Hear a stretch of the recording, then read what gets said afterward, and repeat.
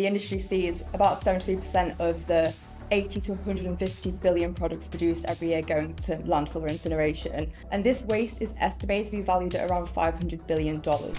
I want a material that does all the things that leather does, but doesn't have the same environmental impact. What we're doing is putting all these incredible new material innovations and design options in front of these teams, showing them what's there and what's possible.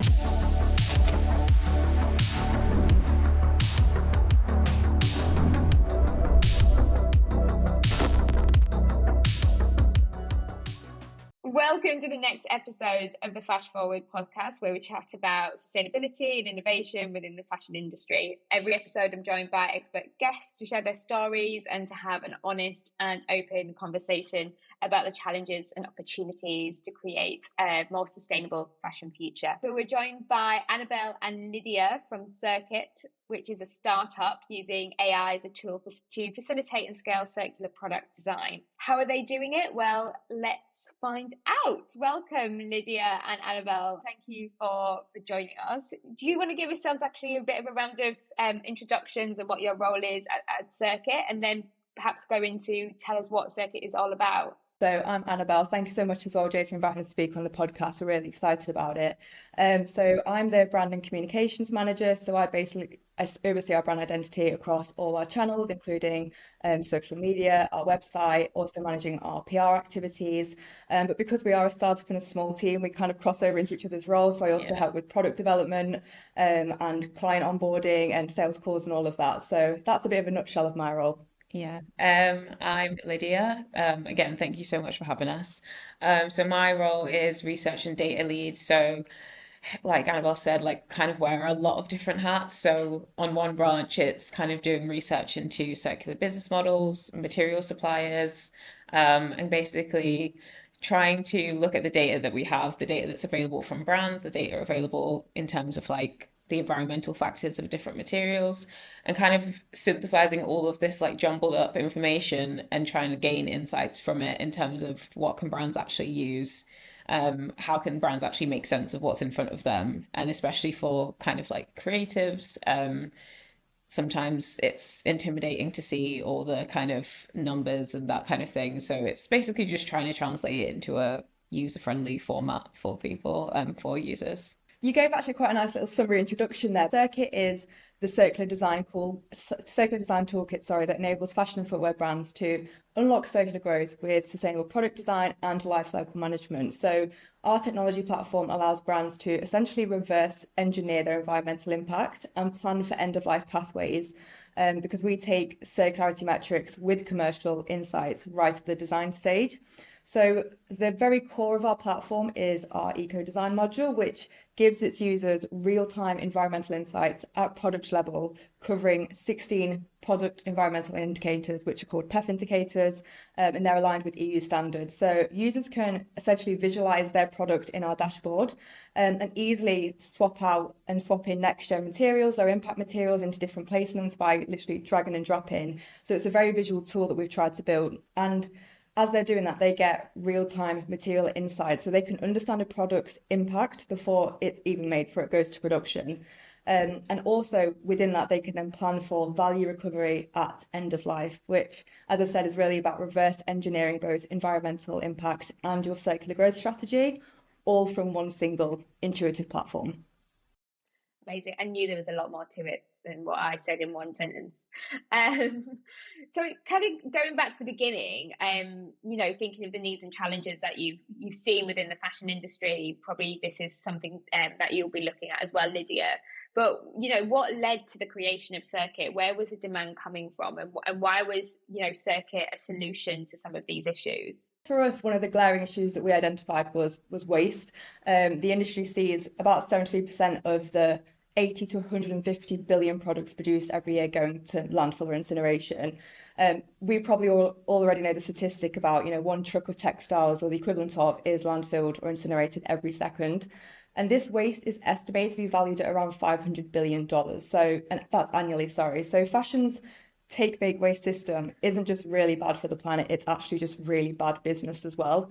Ellen MacArthur also estimates that about 80% of a product's environmental impact is influenced by decisions that are happening at the design stage. So currently brands understand a product's impact with like life cycle assessments and LCAs, but typically these are very expensive, they can be slow, and also they only give you insights retrospectively, by which point you've already had the impact that the product's done then. So fashion is essentially kind of chasing its tail, relying on these retrospective insights that come almost a bit too late to really action and make meaningful change. So for Circkit, I guess what we wanted to do is unify that impact insight, but also measured against cost and compliance, and give all of that visibility at the design stage, not after production. We want to eliminate the guesswork, really. So there's no more reliance solely on retrospective reporting, just real-time data insights. I mean, you can, as I say, it's the key word we use a lot, but reverse engineer that product impact and strategically move your brand's needle towards your sustainability targets as well. So can you give me this kind of crash dummy kind of course version of how the AI is working to facilitate this? So we speak a lot, I think it's just because we speak a lot about AI and the use of AI, but do we really know how it works if we haven't got that technical hat? So can you give us a bit of like an oversight of like actually how it works in practice? Yeah, no, it's funny that you say that. Like, I do think with AI, it can be a bit of a dark art sometimes. Like, you just don't really know how it works. It just kind of seems like this magical little thing that just does everything, Yeah. apparently. I think for both of us, we can probably say like neither of us would claim to be like experts in like all things AI. I think we kind of just know how it can be used to like amplify knowledge and simplify like decision making processes, and that's kind of what we're focused on. So I don't know if you've seen the meme that's kind of like, I want AI to do my laundry and dishes, not like make art for me. And that's Yeah. kind of what we're trying to facilitate with Circkit. So we're essentially just taking a lot of really complex, unorganized product data, material data, supplier data, and kind of harmonizing it all into one space so that you've got like one source of truth to work from. And then once you have all of that data in the same place and it's been made sense of, then you can kind of provide, what we're doing is kind of providing those insights and kind of highlighting where the missed opportunities are in terms of implementing like circular business models and circular practices into your like fashion value chain. So for an example, with our eco design tool, one of the things that's really important, obviously with 80% of impact being at the design phase, understanding what kind of alternative materials are out there can feel really daunting and quite limiting, especially when it feels like the only options for sustainability are, well, just use organic cotton or just use recycled polyester. And it's obviously not as simple as that. So one of the things that we hope to do with our tool, and one of the upcoming features that I'm kind of working on at the minute, is a material recommender algorithm. So basically what that will do is allow designers to discover like next gen materials that not only meet their like environmental requirements, so it's not just reducing carbon, water, energy, whatever, but it's also kind of focusing on what are the aesthetic properties that my material needs to have, what are the kind of performance factors that it needs to have as well, and kind of providing the ability to compare materials based on all these different factors basically simplifies the decision making process. Right. And yeah, kind of enables them to be able to find fabrics based on their suggestions. So they might kind of just look in and be like, I want a material that does all the things that leather does, but doesn't have the same environmental impact as leather. That's kind of one of the things that we want to do, is kind of take the mental load away from the design process so that you can just focus on the creative aspects.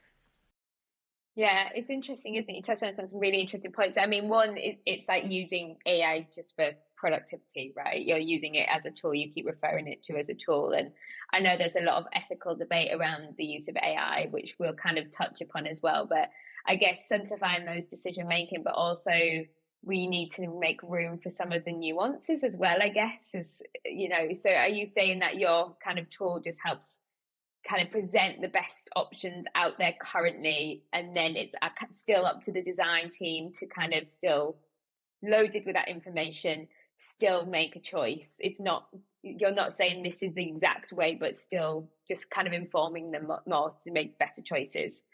Yeah, definitely. I think it's definitely like got an educational layer on it. So it's like giving Yeah. you all the information, empowering you with all that, and it's at the end of the day, it's up to you what you do with it. But to kind of have that visibility from the design phase rather than kind of just doing a bit of guesswork and hoping that it turns out okay in the end, I think having that is really, really invaluable. And we've found that like brands have had like a really, really positive reception towards it so far.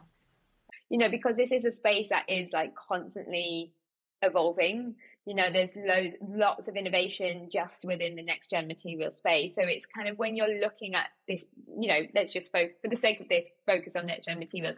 Like, how do you keep up to date with that, and how do you ensure that data is verified? Because, you know, there's still a lot that we're learning about next gen materials and whether they're, in quotes, more sustainable or not. So yeah, so can you kind of look at how you kind of go about that process of verifying these kind of claims? When it comes to discovering new materials and stuff like that, we're definitely on the pulse with it in terms of, for whether it's like going to the graduate shows at Central St. Martin's. I think we went last year and we discovered like one student that was turning like textile waste into edible sweets.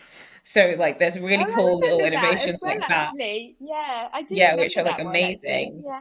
Yeah, Yeah. and then there's obviously the kind of like bigger expos and stuff. Like we were at Future Fabrics Expo a few weeks ago, and that was just Hmm. amazing. Just seeing, honestly, we couldn't cover the room in 2 days. There was No. so much innovation happening there, and like constantly just trying to speak to all these suppliers and like understand what their processes are and stuff like that has been really helpful. But I think research is just key in like all aspects of kind of our product development, and I guess from both of our points of view and the team as a whole, like we've not only got the industry based experience, but we have really like strong academic links to fashion as well. Like we've both studied it to like master's level. You know, Annabelle's hosted like guest lectures at universities. I'm part of like some research networks with a lot of fashion academics. So like we're constantly having that kind of robust research lens and making sure that everything's verifiable in that way, just through like testing and kind of having that rigorous approach to it. We're working with different fashion institutes on different research projects and pilots. We've had some meetings recently, particularly around that testing aspect of materials and trying to make sure that when you're making claims that like, oh, it's really durable, like durable according to what standard, according to like in comparison to what. So it's like all those things are really important. And I think one of the key things is going to be having to work with different research partners, different testing partners, so that these materials can actually be tested. There are definitely material suppliers who have done the testing already, but there's definitely still like quite a big gap in terms of verifying those types of claims. I think when it comes to stuff like LCAs, and your environmental stuff, it is a bit more. A lot of brands do have the LCA, well, a lot of suppliers have the LCA data, but perhaps it's not published, or we do ask for LCAs, we do ask for their environmental product declarations and stuff like that, and ensuring those are like verified by third parties. And then there's also a lot of publicly available databases that we're plugged into, like EcoInvent, and ones like that that provide a massive range of materials, environmental information. But then also, I think we try to be really transparent about when data isn't available, because sometimes it just isn't. And we've got kind of like data quality scoring. So if the data is kind of like a bit older or it's kind of more generalized, we'll kind of flag that on the platform and highlight like this is the data we've got for this, but it may not be the most accurate at the moment, or it may not be available. So we just try to keep it transparent, really. Yeah, there's no point trying to pull the wool over people's eyes because that's counterproductive for everyone. So Yeah, we definitely. definitely adopted a transparency policy. Yeah. Yeah, it's, I mean, not only, like, you know, like you said, there's loads of next gen materials, there's also loads of ways of measuring circularity as well. There's not one kind of universal kind of standard that fits all, and that's all. It's still, like you said, you have to pull from so many different areas, and it's like, how do you then cohesively make a decision on that? It's really difficult to do that. And then, and what is like the baseline for good? You know, is it something that you're looking at internally as a business? Is it your business's baseline for good, or is it industry sector's baseline for good? Is it, you know, it's there's all these different variables that you need to take into consideration. So I guess the most practical approach you can do is work with a business and understand their baseline for good initially, and then build upon that, I guess. The industry could definitely benefit with some more standardization. That would be helpful for everybody. Everyone. I guess we're trying to, like, when we want to brands come use our dashboard, we want everyone within that company to be working from a single source of truth.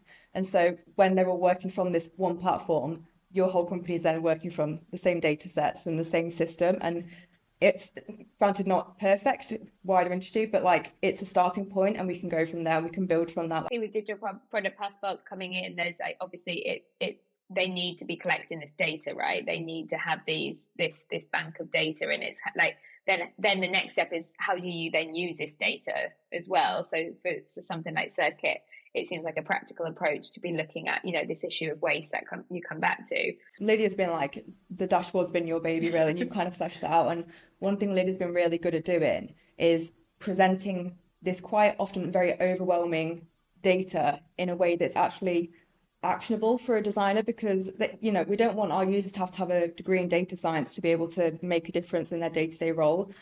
So Lydia, when she was designing the dashboard interface, made sure it was proper, intuitive, and like user friendly. And I think that's the thing. It's one thing presenting numbers on a screen, but for most of us that doesn't mean anything. Like that just kind of goes, for me, it goes in one ear and out the other. I need it presented to me in a way that's visually intriguing or quantifiable, and I can, like, I don't know, put some context to it in a way. So because that's the thing, most of our users are going to be buyers, designers, ECG leaders. Maybe ECG leaders are looking at spreadsheets a lot, but the other roles aren't necessarily sitting and reading all this data. So we wanted to make that data really accessible and really actionable at the point of design. And is that what you found with like kind of the partners that you're working with then? You know, can you actually talk about any of the kind of successes that have happened from using your tool? For us, we're at a very critical stage now where we're just launching key pilot projects with brands that we can't say at the moment.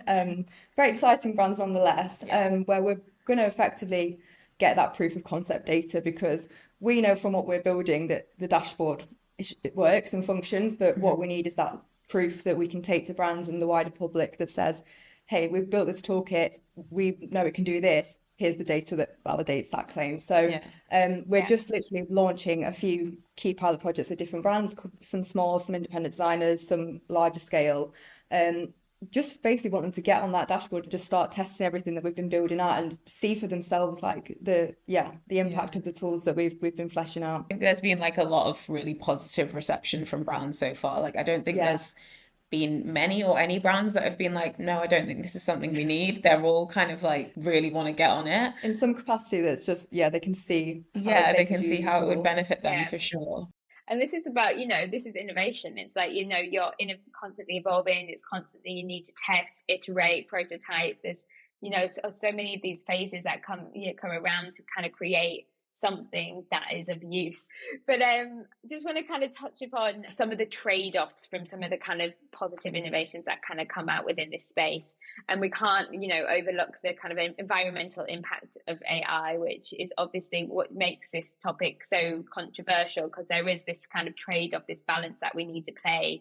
And when we're adopting AI, research states that globally AI-related infrastructure may soon consume 6 times more water than Denmark, a country of 6 million, according to one estimate. So it's this kind of ethical, moral conundrum of like, you know, should we be adopting AI? Where should we be adopting AI? Who is benefiting from these tools as well? You know, is this a tool for the global north? You know, is that what we're looking at here? So how do you kind of navigate that when you're working within a company that AI is so integral to what you're doing? Yeah, this is obviously a very important topic.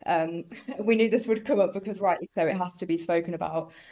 So with Circkit, we're very intentional about how and when we use AI. We're not using AI just for the sake of it, which I think is a problem with a lot of AI tools and, you know, adoption these days. It's just, well, we can, so we're gonna. That's not our approach to it. So a lot of the impact calculations in our dashboard don't need AI at all. You can actually just hard code the formulas. So we've really only integrated AI in areas where it genuinely improves the usability and the service of the platform. So making the models smarter, faster, and we were talking about data accuracy, making it more precise as well. We're not a massive language model, like ChatGPT, so our footprint is like a fraction of those, but even still, we take this really seriously. Like, we're not off the hook because of that. So our company is split between two teams. We have product and then we have tech. So our tech team really focus on refining code, using lighter weight models, and reducing processing time. So we're not using unnecessary energy. So if there's that tech element to it where we're trying to refine the efficiency of our systems. And longer term, we are confident that the benefits that our platform enables, so things like process optimization, improved resource management amongst brands, and reduce product impacts across the 60 environmental indicators like carbon, energy, water. With all of these brands reducing their impact in that sense, we feel that will offset the impact of deploying our AI in the first place, Right. if that makes sense. Yeah. So, Yeah. like I said, that doesn't mean we're off the hook. We know that AI comes under a lot of scrutiny, and rightly so. So we are also having conversations internally as a team about ways that we can lower or offset any AI footprint that we do have, and making sure that environmental responsibility is central at all times as to how we use and scale our technology. So even though we are an AI-powered platform, it's not like everything is built around the AI. There are just AI functionalities that enhance the success and the features of the dashboard itself. That efficiency, again, it's just trying to use it in the places where it's most efficient to use it, where it makes the most sense, and then in other places just I don't want AI to make I want it to do my laundry and dishes. That's really what ours is doing. It's doing the heavy lifting of the data behind the scenes. Granted, there's still AI use, but its footprint is a fraction of other softwares out there that are using it. But we take it very seriously. It is an ongoing discussion in the team. And we just need to be mindful of that. And like I said, looking at ways that we can offset regardless, even if we are only using a small amount of AI in the platform at the moment. Yeah, and I think it's a lesson that everyone can learn when they're adopting AI tools, not to take AI just for granted in terms of like, oh, well, I can use this AI in any kind of walks of life, from design to, doing your washing or whatever. So it's just having that, I guess, that critical eye, that critical approach, thinking, is this necessary within this particular context, or is there other ways of doing that? I guess, there's another question which we've kind of touched upon as well about, there's a worry that AI is going to take creative job roles, obviously, away. We've discussed this, like you said, that it's a tool to make better informed decisions. But how do you think that design teams should be using your platform so that they're not just reliant on the data that you produce? Like, how do you encourage them to be a bit more critical about it? And then also I'm guessing they might have multiple options and paths that they can go down, given your kind of informed view with the data. What do you suggest that teams do when they have this data? How do they use it, and how do then they go away and make those decisions instead of just kind of relying on face value? We help fashion teams, I guess, understand the impact of their material choices in real time. Obviously, when we're designing things like aesthetic, touch, all really important, but there's currently no visibility of what the sustainability impact is of your material choices at the design. So that's kind of the critical core part of it. But by doing the heavy lifting of that side for them, we hope that we then free up these, fashion teams to focus on the actual creative strategy and storytelling behind their collections and their brands. So I think there's sometimes a perception that eco-design is restrictive or can hinder creative freedom, but I like to think we challenge that, because what we're doing is essentially putting all these incredible new material innovations and design options in front of these teams, showing them what's there and what's possible, but we're not telling them what to do with it. That's still down to you as a brand, to have that creative freedom. So we see our eco-design module as a decision support system, layering those sustainability insights on top of the creative process that they're already doing. So designers, buyers, merchandisers, and ESG leaders all are getting that clear visibility on the environmental side whilst developing, the creative direction of their brand. And as Lydia said, like we were at Future Fabrics Expo, we saw literally thousands of next gen new innovative materials. So it's not a case of like, oh, we haven't got the innovation in the industry. It's actually just knowing where to find them and actually having them in one convenient place, which is why we want them on the dashboard, so the designers can see what the new innovations are and actually implement them into their products. I think it's like there's nothing creative about using just like recycled polyester instead of polyester. Like there's just so much out there, and I think just having that visibility, you realize that like eco design is not limiting at all. It's actually quite empowering to think, and also kind of like working with limits does create new avenues for creativity, and kind of seeing what can we do that we've never even thought of before. Like some of the innovations, I don't even understand how they've thought of that. Like there was one example just at the Future Fabrics Expo. There was someone that had made dye pigments from captured CO2. I'm like, how do you take a gas and then make it a color dye pigment again? So even though we're immersed in this world of fashion, there's still things that blow our minds, and we're like, how someone figured this out? Definitely, it's an exciting space to be in, and I think we want to share that excitement with fashion brands that perhaps still see sustainability as a chore, or they fear it, and it's a bit like a tick box exercise, and we actually want to reframe it as this is an incredible opportunity to really be at the forefront of changing the direction of our industry. Yeah, it sounds to me that more like your conveners of information and data that's out there in the industry, or the person out there kind of collecting all these innovations and bringing it together and harnessing them to amplify some of these innovations and make them practical for the industry in terms of like materials and the materials that you're using, but also how you inform the brands about end of life as well, because those key decisions about end of life, about how they're going to be used once in the consumer's hands, they're integral to that design process as well, aren't they? Because you have to think about like longevity, durability, repairability, like all these factors, things that might come into that design phase. And one thing on your website that you say is that you recover revenue from end of life pathways. So can you just like explain a bit about how you do this, and also how you ensure that like the consumer is active in this part of the life cycle as well, if you can? For the first part about sort of the revenue and end of life pathways, one of the biggest issues with end of life solutions at the moment, and making them actionable, is that things like recycling and biodegradability are all determined by the choices you make, again, right at the design stage. So you've got products coming out, like users are done with them, but you've got nowhere to put them because they've got complex material blends, they've got chemical finishes, they've got all these components that we don't yet have the infrastructure for, I guess, to deal with properly. So they just end up landfill incineration. So we actually, again, need to go back to the design stage and look at what material choices we're making, and then from that you could determine what suitable end of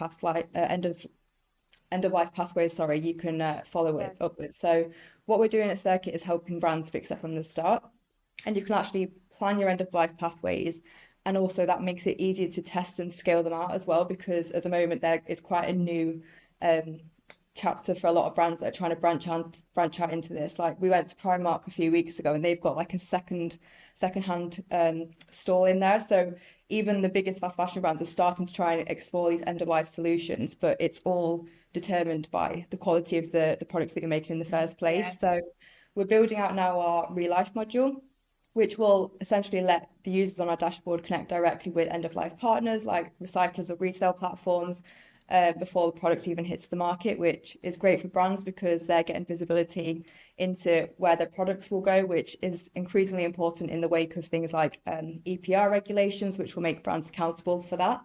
But it also is good for these real life partners because they'll get a bit of visibility about the kind of products that are coming into the market and the resources that might be available for recapture at end of life. So yeah, ultimately trying to show circularity isn't just about doing the right thing, it's also an opportunity to unlock new revenue streams as well.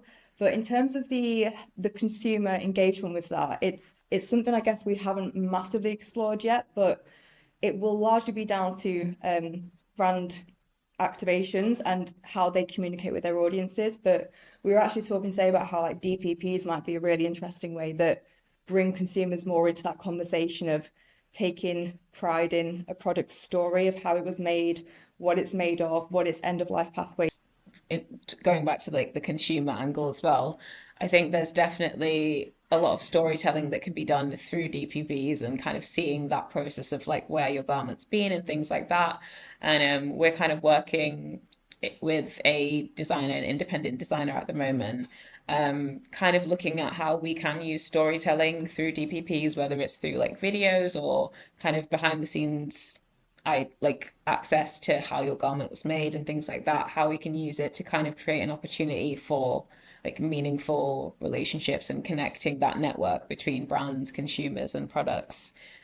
So yeah, that's kind of what we're looking at in terms of DPPs at the moment, which is quite exciting. I think it goes back to that point made about, it's great to have all this data, but if nobody knows how to use it and how to amplify it, then what is that data useful for? The DPPs, it's great that we're collecting this data finally and having that transparency, but then how do we leverage that in order to create more kind of sustainable consumption behaviors, for example? So it's really great that you are looking at that as well.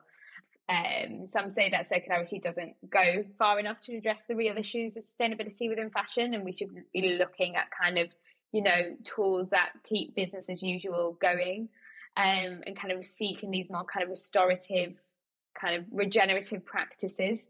And just wondering, if that's something that, is integral to kind of what you're doing and where you see Circkit going in the future. Are you going to kind of lead brands towards this more regenerative kind of models or using regenerative materials? Is that what you foresee? Yeah, I think the issue is that circularity has very quickly become, I guess, the new buzzword in fashion. Essentially, it's almost replaced the word sustainability without really much clarity on what it means in practice. So the truth is, circular fashion, it doesn't actually exist yet. It's an idea, not a reality, although we are starting to move towards it. So rather than saying circularity isn't going far enough, I would arguably flip that and say fashion isn't doing enough to move towards circularity in the first place. Because when we talk about ideas as business as usual, the solutions we need, as I mentioned earlier, are largely already out there. So innovation, again, is not the issue, it's implementation. Backed by willingness and I guess the ability to move away from this outdated linear volume-driven sales pattern that we're in. So what we need is a transition to circularity that's rooted in things such as degrowth, which I think is a word scares people, but it shouldn't. And as you said, more restorative models as well. So I guess our mission is to help brands unlock that circular growth potential. And unlike linear growth, it works in balance with nature by doing more with less. Again, thinking of things like resale, rental and repair, recycling, it's about keeping garments and resources in circulation and out of landfill whilst reducing our dependency on virgin materials. So one of our core values as a company internally is progress over perfection. We don't believe in sitting around waiting for a perfect solution because it doesn't exist. We're not a perfect solution, but we are focused on taking meaningful practical steps backed by data that move us closer to a circular economy. And along that journey, as Lydia mentioned at the top of the session, like leading with transparency and humility about our shortfallings, because trust is key. And we want to be honest about where we are as a company, where the industry is, and how we move forward together, not just buzzword our way through it, essentially.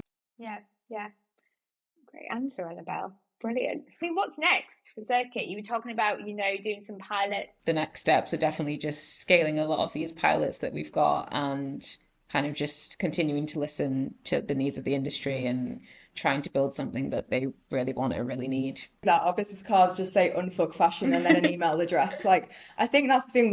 We don't want to beat around the bush. We don't need all this like wishy-washy stuff. We just need to cut through the noise and just be transparent. And let's unfuck fashion. Well, let's leave it on that then. Let's leave it on that note. But thank you so much, Lydia and Annabelle, for joining us, and for your honesty, for your mission to unfuck fashion. Like, let's do it. I'm really looking forward to really look forward to hearing about the pilots and the next steps. So thank you for joining us. Thank you so much for having us. Lovely to speak with you.